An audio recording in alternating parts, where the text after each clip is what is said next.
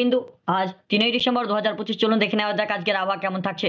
West Bengal weather update. জাকিয়ে শীত আবার, রাজ্যবাসী আবার সেই নতুন আমেজ ফিরে পাবে।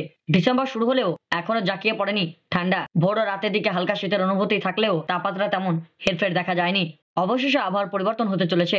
জাঁকিয়ে শীতের আমেজ কবে থেকে পড়বে রাজ্যে, চলুন দেখে নেওয়া যাক। নভেম্বর পেরিয়ে ডিসেম্বর শুরু হলেও রাজ্যে এখনো জাঁকিয়ে ঠান্ডা পড়েনি। ভোর ও রাতের দিকে হালকা শীতের অনুভূতি থাকলেও তাপমাত্রায় তেমন হেরফের দেখা যায়নি। তবে আবহাওয়া দপ্তরের পূর্বাভাস বলছে আর মাত্র 3 দিনের মধ্যেই নামতে শুরু করবে তাপমাত্রা। ফলে গোটা রাজ্যে শীতের আমেজ দেখা দিতে শুরু করবে। অর্থাৎ ডিসেম্বরের মাঝামাঝি সময়ে রাজ্যের প্রতিটা জেলাতে জাঁকিয়ে শীতের অনুভূত হবে বলেই জানাচ্ছে আলিপুর আবহাওয়া দপ্তর। অর্থাৎ জাঁকিয়ে শীত না পড়ার অপেক্ষা দূর হতে চলেছে। চলতি বছরের আবহাওয়ার আচরণে বড় রকমের পরিবর্তন ধরা পড়ছে। দীর্ঘ বর্ষার পরে শীতের আগমন ঘটলেও এখনো তেমন ঠান্ডা পড়েনি। মাঝে বেশ কয়েকদিন ঠান্ডার আমেজ থাকলেও তা আবার নিম্নচাপের ফলে উধাও হয়েছিল। বিশেষজ্ঞদের মতে এবছর লা নিলার প্রভাব সক্রিয় থাকতে পারে, যা ভারতীয় শীতপ্রবাহ সরাসরি প্রভাব ফেলতে পারে। প্রশান্ত মহাসাগরে জলের তাপমাত্রা কমিয়ে দেয় লা নিলা। উত্তর ভারতের তাপমাত্রা আরো কমে যেতে পারে। বর্ষার লম্বা ইনিংসের পর এবার শীতের ঠান্ডার আশঙ্কা উড়িয়ে দেওয়া যাচ্ছে না।